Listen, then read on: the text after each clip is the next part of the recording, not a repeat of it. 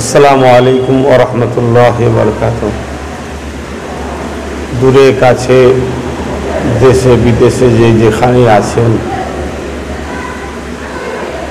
সবাই সুস্থ থাকেন, ভালো থাকেন, খুশিতে থাকেন, এটাই মহান রব্বুল আলামিনের কাছে দোয়া কামনা রাখি।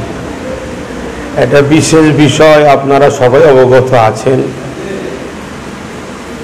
আলা হযরত আশিকে রাসূল সুলতানুল আইজিন জুলফিকার সিদ্দিকী আল কুরাইশি ছোট হুজুর পীর কেবলা রহমাতুল্লাহ আলাইহে আমার ছোট দাদুজান 21শে আশ্বিন প্রতি বছর তিনার বাৎসরিক স্মৃতি সভা ইসালে সওয়াব দোয়ার মাহফিল হয়ে থাকে। আলহামদুলিল্লাহ এবছরও 2024 আগামীকাল মঙ্গলবার 21শে আশ্বিন আমার দাদুজান ছোট হুজুর পীর রহমাতুল্লাহ আলাইহে পীর আল্লামা জুলফিকার সিদ্দিকী আল কুরাইশি হুজুর পীর কেবলা রহমাহুল্লাহ সবরে সানি ইসালে সওয়াব দোয়ার মাহফিল।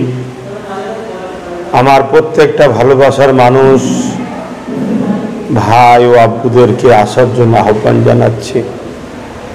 আসুন, কেন আল্লাহর ওলিদের ইসালে সওয়াব দোয়ার মাহফিলের দিনে তিনাদের রূহ বড় খুশি থাকে। সারা বছরই ওলিদের দরবারে ফায়দা পাওয়া যায়, তবে এই দিনটা স্পেশাল, আরও বেশি ফায়দা পাওয়া যায়।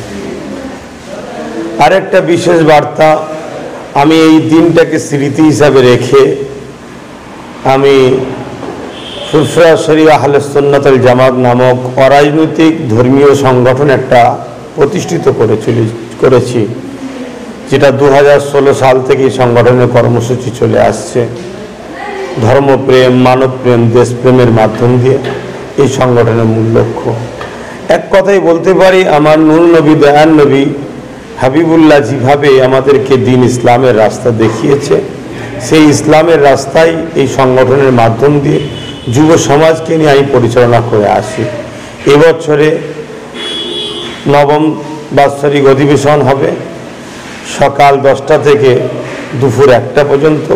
তাই প্রত্যেকটা সংগঠনের বুথ লেভেল থেকে, গ্রাম কমিটি থেকে, আঞ্চলিক কমিটি থেকে, ব্লক কমিটি থেকে, জেলা কমিটি থেকে, রাজ্য কমিটি থেকে, যেখানে নতুন পুরাতন সব দায়িত্ব ছিলেন সবাইকে আসার জন্য আমি আহ্বান জানাচ্ছি। এটা দায়িত্ব মনে করে প্রত্যেকে আসবেন। সকাল 10টার মধ্যে 1টা পর্যন্ত প্রোগ্রাম, তারপরে আপনাদের জন্য অতিথি আপ্যায়ন মেহমানদারির ব্যবস্থাও আছে, আপনারা সকলে আসবেন। আমার প্রত্যেকটা ভালোবাসার মানুষ, আসুন সকলে আমরা আগামী দিন কিভাবে চলব সেই নিয়ে আমরা একটা নতুন প্ল্যান পরিকল্পনা তৈরি করে আহলে সুন্নাত ওয়াল জামাতের মাধ্যম দিয়ে আগামী দিন আমাদের চলার পথ শুরু করব। আল্লাহ আমাদের এই স্বপ্নকে, আশাকে, এই প্রোগ্রামকে কামিয়াবি করুক, সাকসেসফুল করুক। আরও একবার দূরে কাছে যেখানে আছেন সবার সুস্থতা কামনা করি। আল্লাহ সবার জান মাল ইমানের হেফাজত করেন। আমার দেশকেও আল্লাহ সার্বিক দিক দিয়ে সুন্দর ভালো রাখেন। সকলে সুস্থ থাকেন, ভালো থাকেন। আল্লাহ হাফেজ।